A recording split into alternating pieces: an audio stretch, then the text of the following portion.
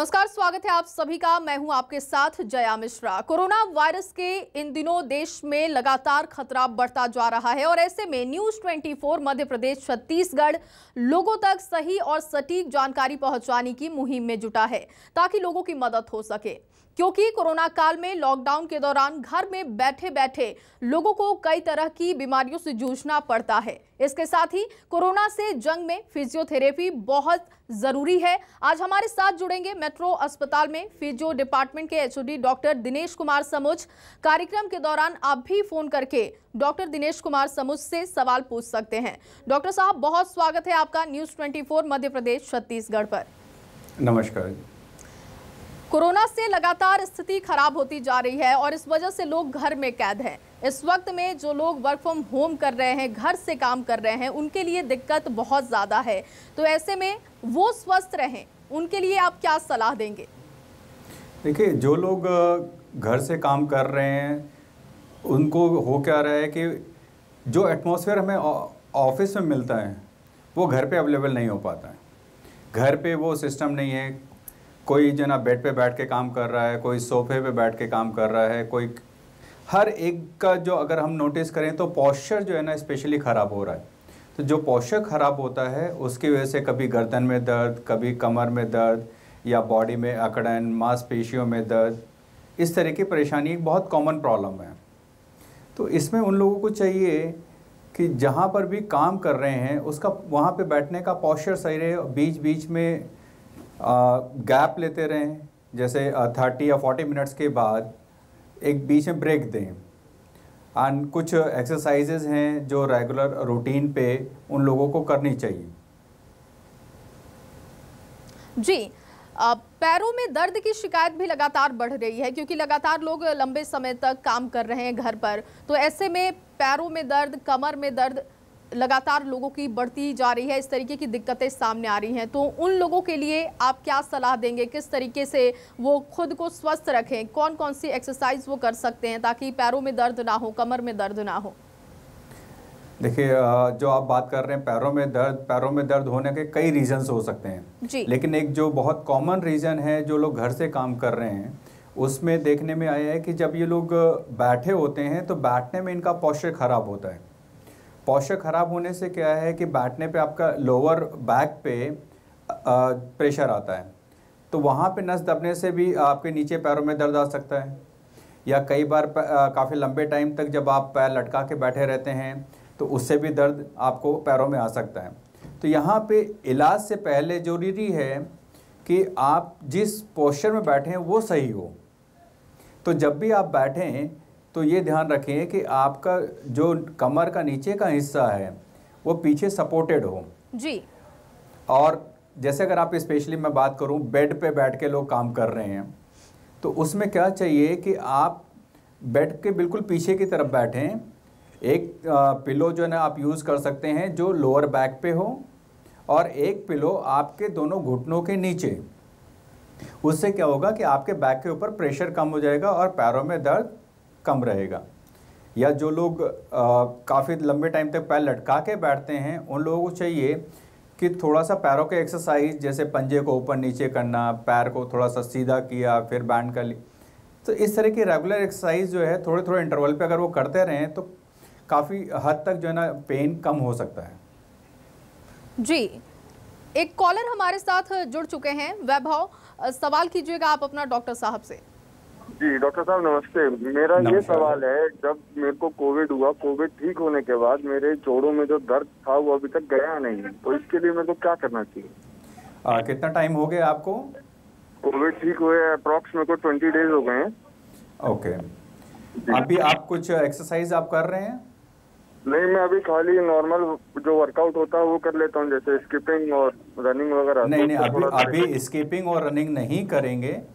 अभी आपको light exercise करनी है, जिसमें फ्री एक्सरसाइजेज, जिसमें आप आसानी से पैरों को चलाएं फ्री, जिसके अंदर प्रेशर ना हो। एंड धीरे धीरे जो है ना रेजिस्टेंस बढ़ाएगा, क्योंकि अगर आप अभी स्किपिंग और रनिंग करेंगे तो उससे प्रेशर आपके बैक पेन पे पड़ेगा और प्रॉब्लम और बढ़ सकती है। क्योंकि पोस्ट कोविड देखने में ये आ रहा है मसल्स जो है ना वीक हो जाती हैं, तो उसकी स्ट्रेंथ धीरे धीरे आती है। तो जो भी आप एक्सरसाइज करें मैं आपको रिकमेंड करूँगा किसी फिजियोथेरेपिस्ट से सलाह ले लें, वो आपको जो है ना सारी एक्सरसाइजेज समझा देंगे किस तरीके से करनी है। वैभव, उम्मीद करते हैं आपको अपना जवाब मिल चुका होगा और जो सलाह डॉक्टर साहब ने आपको दी है उसको आप फॉलो कीजिए। डॉक्टर साहब, अगला सवाल है, क्योंकि आपने कहा कि पोस्ट कोविड के बाद लोग काफ़ी कमज़ोर हो जा रहे हैं, तो ऐसे में एक्सरसाइज करने के लिए क्या क्या एक्सरसाइज करना है इसके लिए भी आपको बताया जाएगा फिजियोथेरेपिस्ट के तौर पर। तो आप क्या सलाह करेंगे, जो लोग घर में हैं वो कौन कौन सा एक्सरसाइज कर सकते हैं? अगर वो कोविड से नेगेटिव हुए हैं तो उन्हें कौन कौन सा एक्सरसाइज करनी चाहिए? देखिए, कोविड से नेगेटिव हुए हैं या जो लोग जिनको नहीं भी हुआ है, क्योंकि हम सबको पता है कि कोविड हमारे लंग्स के ऊपर इफेक्ट करता है जी। तो इस समय हमें ब्रीथिंग एक्सरसाइज या जो लंग्स के या फेफड़ों के लिए एक्सरसाइज वो रेगुलर करनी है। जिन लोगों को हो चुका है उनके तो फेफड़े कमज़ोर हुए ही हैं, तो उनको अपने फेफड़े को मजबूत करने के लिए कुछ एक्सरसाइज हैं। जिन लोगों को नहीं हुआ है मैं उनसे भी रिक्वेस्ट करता हूं कि अगर वो भी करेंगे तो काफ़ी हद तक वो भी बच सकते हैं। जिसमें एक्सरसाइज में है आप डीप ब्रीदिंग कर सकते हैं, जिसमें नाक से लंबी सांस ली और फिर उसको मुँह से छोड़िए। इसके अलावा आप हर घर में गुब्बारे मिल जाते हैं, बैलून, आप बैलून फुलाइए, वो आपके लंग्स के लिए बहुत अच्छा है। या जिन लोगों के पास शंख है, अगर वो शंख भी बजाएं तो वो भी लंग के लिए बहुत अच्छी एक्सरसाइज हो सकती है। मार्केट में स्पायरोमीटर नाम का एक यंत्र आता है जिसके अंदर 3 बॉल्स होती हैं, उसको भी आप जो है ना अगर रेगुलर प्रैक्टिस करते रहें तो आपके फेफड़ों के लिए बहुत अच्छा होगा। जी डॉक्टर साहब, अब मैं आपसे समझना चाहूँगी, क्योंकि इस वक्त में हर कोई घर में है, चाहे वो बच्चा हो या फिर बुजुर्ग हो या यंग लोग हों, हर कोई घर से काम कर रहा है या घर में रह रहा है। तो ऐसे में मैं चाहूँगी कि आप ज़रा समझाइए कि फिजियोथेरेपी कितना कारगर है, बच्चों के लिए कौन कौन से एक्सरसाइज हो सकती है, बुजुर्गों के लिए इस वक्त में फिजियोथेरेपी की सलाह आप क्या देना चाहेंगे, और युवाओं के लिए, ये तीनों ही वर्ग में मैं समझना चाहूँगी। देखिए, आपने तीनों वर्ग की बात करी है और तीनों वर्ग जो है ना अपने आप में अलग हैं जी। अगर हम शुरू करें बच्चों से, तो बच्चे तो ऑलरेडी हाइपर एक्टिव, मतलब इतने एक्टिव होते हैं कि उनको किसी तरह के एक्सरसाइज की ज़रूरत नहीं है जी। लेकिन उनकी जो एनर्जी है उसको कंस्ट्रक्टिव वे में हमें यूटिलाइज करना है, क्योंकि आजकल कोविड की वजह से बाहर तो अलाउड नहीं है, तो वो एनर्जी अपनी कहाँ यूटिलाइज करें। नॉर्मली देखने में आता है कि हम लोग बच्चों को वीडियो गेम या कुछ इस तरह की एक्टिविटी देते हैं, उसमें उनकी फिजिकल एक्टिविटी जो है ना, जो एनर्जी है वो यूटिलाइज नहीं हो पाती। तो हमें उनको घर के अंदर कुछ ऐसी एक्टिविटी देनी चाहिए जहाँ पे वो एनर्जी यूज़ कर सकें। दूसरा जो आपने बात करी बुज़ुर्गों की, तो एज के साथ बॉडी के अंदर चेंजेस होते हैं। कुछ लोगों को अर्थराइटिस, जैसे हम जोड़ों का दर्द जी या गर्दन दर्द, इस तरह की एक प्रॉब्लम होती है। तो इन लोगों को चाहिए कि वो अगर हम free exercises, simple body movement जिसके अंदर कोई रेस्ट्रिक्शन, आप किसी भी तरीके से जो आपके बॉडी मूवमेंट हैं उनको रेगुलर बनाए रखें। साथ के साथ जो है ना घर के अंदर जो है ना अगर आप टहल सकें 20 से 25 मिनट भी अगर आप टहलते हैं तो वो आपके लिए बहुत सफिशिएंट है। लेकिन अगर हम बात करते हैं पर्टिकुलर एक्सरसाइज जी, तो उसके लिए आपको किसी फिजियोथेरेपिस्ट से मिलना पड़ेगा, क्योंकि बगैर असेसमेंट के, बगैर चेक किए कि कौन सी एक्सरसाइज आपको इफ़ेक्टिव होगी कौन सी नहीं होगी, बता पाना थोड़ा मुश्किल हो जाता है। जी डॉक्टर साहब, एक कॉलर अंजलि हमारे साथ मौजूद है इस वक्त। अंजलि, आप अपना सवाल कीजिएगा डॉक्टर साहब से। डॉक्टर साहब, मैं ये जानना चाहती हूँ, क्योंकि अभी हमारा वर्क फ्रॉम होम चल रहा है, तो ऐसे में क्या होता है, काफी घंटे तक बैठे रहना, सिस्टम पे काम करना, और लगातार कई बार ये भी होता है कि मोबाइल का यूज भी करते करते तो शोल्डर में और नेक में काफी ज्यादा बैक साइड पे पेन होता है। तो उस दौरान क्या प्रिकॉशंस बरते जा सकते हैं, क्या सावधानियां बरती जा सकती हैं? देखिए, ये एक बहुत कॉमन सी प्रॉब्लम है कि जब हम घर से काम कर रहे हैं तो नॉर्मली हम लोग बेड से बैठ के काम करते हैं या सोफे पे बैठ गए, लेकिन इन सब चीज़ों से क्या होता है कि हमारा जो लैपटॉप है या जो सिस्टम है वो काफ़ी नीचे रहता है और हमारे हाथ जो है ना वो हैंगिंग पोस्चर में रहते हैं, तो सारा का सारा प्रेशर जो है ना वो हमारे कंधे के ऊपर जाता है। यहाँ पे मैं आपको रिकमेंड करूँगा कि आप कोई भी चेयर और टेबल लें जिसके हाइट का जो अनुपात है अगर टेबल 3 फुट की है तो चेयर की हाइट 2 फुट की होनी चाहिए। तो इस और अपने आप को चेयर पे इस तरीके से बैठाएं कि आपका जो लोअर बैक है वो चेयर के जो बैक है उससे टच होता रहे, और अपनी चेयर को बिल्कुल इनसाइड जितना टेबल के करीब हो सके उतना करिए, और अपने दोनों कोहनियों को टेबल के ऊपर रखिए, सो दैट आपके कंधे का जो प्रेशर है वो कोहनियों से टेबल पे ट्रांसफ़र हो जाए, तो आपके कंधे के ऊपर जो एक्स्ट्रा प्रेशर पड़ रहा है वो नहीं होगा। जब प्रेशर नहीं होगा तो आपको दर्द नहीं होगा। अंजलि, उम्मीद करते हैं आपको अपना जवाब मिल चुका होगा, और जो सलाह डॉक्टर साहब ने आपको दी है उसी के तहत अगर आप वर्क फ्रॉम होम के तहत काम करें तो आपको फ़ायदा होगा। डॉक्टर साहब, अगला सवाल मेरा है इम्यून सिस्टम को लेकर, क्योंकि इस वक्त में रोग प्रतिरोधक क्षमता मजबूत रहे इसके लिए लोग अलग अलग तरीक़ों से काम कर रहे हैं, या फिर अपने खाने पीने पर या एक्सरसाइज पर। तो इस समय में फिजियोथेरेपिस्ट क्या सलाह देंगे, कैसे अपने इम्यून सिस्टम को मजबूत किया जा सके? देखिए, इम्यूनिटी की जब हम बात करते हैं तो इम्यूनिटी केवल एक्सरसाइज ही नहीं जी, इम्यूनिटी हमारी सिस्टम को अगर हमें तो अपने खाने पे ध्यान देना है। खाना हमारा ऐसा होना चाहिए जिसमें सारी पौष्टिक चीज़ें एक अनुपात में हों। उसमें हम लोग जो खाना खाते हैं, कभी कुछ ले लिया, कभी कुछ या बाहर की चीज़ें, यहाँ पे जो भी हम खाना खा रहे हैं उसमें प्रोटीन की मात्रा ज़्यादा होनी। इसके साथ साथ दूसरी चीज़ है एक्सरसाइज की। अब एक्सरसाइज की जब हम बात करते हैं, लोगों को लगता है कि टहल लिए, घूम लिए, वो अपने आप में एक्सरसाइज है, लेकिन वो अपने आप में कंप्लीट नहीं, क्योंकि इस समय आप बाहर नहीं जा सकते। तो घर के अंदर कुछ फ्री एक्सरसाइजेस होती हैं जो आप बेड के ऊपर भी कर सकते हैं, या बेड जो है अगर नहीं है तो आप फर्श पे भी कर सकते हैं, घर के अंदर टहल सकते हैं, वो आपको करनी है और रेगुलर बेसिस। लेकिन उसमें ध्यान रखें कि बहुत ज़्यादा नहीं है। अगर आप 20 से 25 मिनट भी डेली कर लेते हैं तो आपके लिए सफिशेंट है। लेकिन तीसरी एक बहुत ज़रूरी चीज़ है, वो है नींद जी। हम लोग इस पे ध्यान नहीं देते, क्योंकि बॉडी को रिकवर करने के लिए टाइम चाहिए और उसके लिए प्रॉपर नींद भी बहुत ज़रूरी। तो अगर हम तीनों चीज़ों को एक अनुपात में करते हैं तो हमारी इम्यूनिटी बहुत अच्छी हो जाएगी। जी डॉक्टर साहब, एक कॉलर हमारे साथ अनुपम मौजूद हैं दिल्ली से। अनुपम, सवाल कीजिएगा आप। सर, मैं सर से सवाल करना चाह रहा था कि अभी वर्क फ्रॉम होम के कारण हमें काफ़ी देर सिस्टम पे बैठना होता है, घर पे भी। हाँ जी। तो इस कारण जो है तो हमारे घुटनों में जो है सर कुछ ज़्यादा दर्द हो रही है। जब हम सोते भी हैं उस वक्त भी घुटनों में दर्द होती है, ऐसे नॉर्मल सीढ़ी चढ़ने में घुटनों में दर्द हो रही है। तो उसके लिए क्या करना चाहिए? आपकी उम्र कितनी होगी? सर 25 साल। कितना? 25 साल? जी सर। तो इसका मतलब आपका बैठने का पोस्चर जो है ना वो ठीक नहीं है। इसमें आप अगर आपके घर पे स्टैटिक साइकिल हो तो अगर आप वो 5 से 10 मिनट डेली चला लेंगे तो जो है ना वो भी काफ़ी सहायता करेगी आपको। इसके अलावा सर और कुछ एक्सरसाइज जो कर सकते हैं हम? अगर आप इसके अंदर जो है ना हाफ स्क्वाटिंग करिए, लेकिन ध्यान रहे कि आपका जो नी है वो 90 डिग्री पे रहना चाहिए।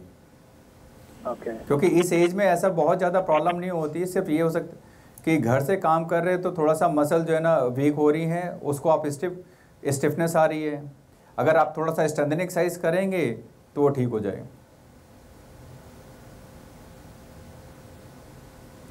डॉक्टर साहब, अब मेरा अगला सवाल है महिलाओं को लेकर, क्योंकि महिलाएं हालांकि घर में रहते हुए भी काम बहुत ज़्यादा करती हैं, क्योंकि उनका घर का काम ही इतना ज़्यादा है, चलने फिरने या फिर उनकी एक्सरसाइज हो जाती है। लेकिन बावजूद इसके अगर महिलाओं के लिए कोई एक्सरसाइज आप बताएं कि कैसे वो इस वक्त में और खुद को एक्टिव रखें और कैसे वो स्वस्थ रहें। देखिए, महिलाओं के लिए तो इस समय घर के काम ही इतने ही हैं, क्योंकि काम वाली नहीं आ रही है जी। सारे काम खुद करने पड़ रहे हैं। लेकिन इसमें जो ध्यान रखना है कि जो भी काम हम कर रहे हैं वो ऐसा ना हो कि जल्दबाजी में हो रहा है, क्योंकि वहाँ चोट लगने के चांसेस ज़्यादा हो जाते हैं। इसके अलावा जो भी हम काम कर रहे हैं उसको एक तरीके से करें। जैसे सामान उठाना है तो तुरंत नहीं झुकना है। किचन में काम कर रहे हैं तो आप एक छोटा स्टूल यूज़ कर सकते हैं, जिसके ऊपर एक पैर रख के काम कर सकते हैं, जिस पे आपके बैक के ऊपर प्रेशर नहीं पड़ेगा। दूसरा, जो ज़्यादा प्रॉब्लम होती है जब आप बर्तन धो रहे हो जी, उस समय आपके कमर के ऊपर ज़्यादा प्रेशर पड़ता है, तो उसको आप एक साथ ना करें, बीच में थोड़ा सा ब्रेक दे के भी कर सकते हैं अगर बर्तन ज़्यादा हैं। और कोशिश ये करें कि बर्तन इकट्ठे ना करें, बीच बीच में उसको वॉश करते रहें। इसके अलावा जो थोड़ी एक्सरसाइजेज हैं, आप जो स्ट्रेचिंग कर सकते हैं या कुछ फ्री एक्सरसाइजेस कर सकते हैं, थोड़ा सा वॉक कर सकते हैं, ये अपने आप में सफिशेंट रहेंगे। जी डॉक्टर साहब, वर्क फ्रॉम होम में एक दिक्कत लोगों को ये भी आ रही है कि लोग तनाव महसूस करते हैं, क्योंकि अब जब आप ऑफिस जाकर काम करते हैं तो जो आपके सहयोगी हैं उनके साथ आप बैठते हैं, बातचीत भी थोड़ी हो जाती है, लेकिन घर से जब आप काम करते हैं तो एक तनाव आप महसूस करते हैं। तो लोगों को तनाव ना हो, इसके लिए आप क्या सलाह देंगे? देखिए, जब आप घर पे हैं, घर से काम कर रहे हैं, आपका सारा जो ध्यान कहाँ है? काम पे। जी, आप अपने आप को कितना टाइम देते हैं, ये तो क्वेश्चन आपको खुद से पूछना है जी, कि आप अपने आप को टाइम। आप ऑफिस में हैं तो आपके पास टाइम है कि आप अपने कोलीग से बात कर लेते हैं, तो क्या ये चीज़ें घर पे रह के नहीं हो सकती? फैमिली में है, फैमिली को टाइम दीजिए, फैमिली के साथ, बच्चों के साथ थोड़ा सा टाइम निकालिए। और नहीं तो फ़ोन है, फ़ोन पे ज़रूरी नहीं कि सिर्फ आप ऑफिस का ही काम करें, आप कुछ पुराने दोस्त हैं आप उनसे भी बात कर सकते हैं, या फिर कुछ गेम्स हैं जो बच्चों के साथ आप खेलिए, आपका तनाव कम हो जाएगा। जी। अब आंखों को लेकर लोगों को समस्या रह रही है, क्योंकि लंबे समय तक वो स्क्रीन पर काम कर रहे हैं, तो ऐसे में उन्हें आंखों में परेशानी महसूस हो रही है। तो इसके लिए आप क्या सलाह देंगे, क्या एक्सरसाइज लोग कर सकते हैं ताकि आंख स्वस्थ रहे?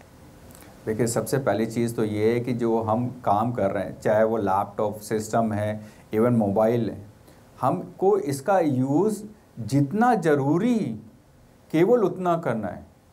अननेसेसरी आप सारा दिन जो है ना मोबाइल लेके या सिस्टम को लेके बैठे हुए हैं तो कहीं ना कहीं आपके आंखों के ऊपर प्रेशर पड़ेगा जी।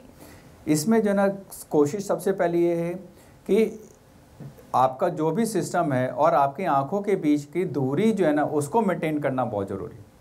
और इसमें दूसरी चीज़ कि लेट के कभी भी आप कोई काम ना करें सिस्टम पे, और लेट के मोबाइल यूज़ ना करें।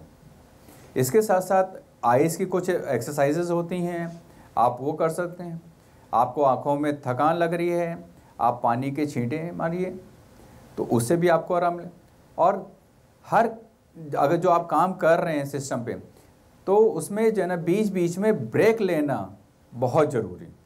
जी डॉक्टर साहब, जो दूसरी लहर है उसमें फेफड़ों में जो संक्रमण है वो सबसे ज़्यादा लोगों में पाया गया कि बहुत ज़्यादा एकदम से संक्रमण बढ़ जाना, ये दिक्कत सबसे ज़्यादा देखने को मिली। तो लोग कैसे अपने फेफड़ों को मजबूत रखें, इसके लिए फिजियोथेरेपी के हिसाब से क्या आपकी कि कैसे हम इसको मजबूत रखें, कैसे काम करें कि हमारे फेफड़े स्वस्थ रहें, इसके लिए हम क्या कर सकते हैं घर पर?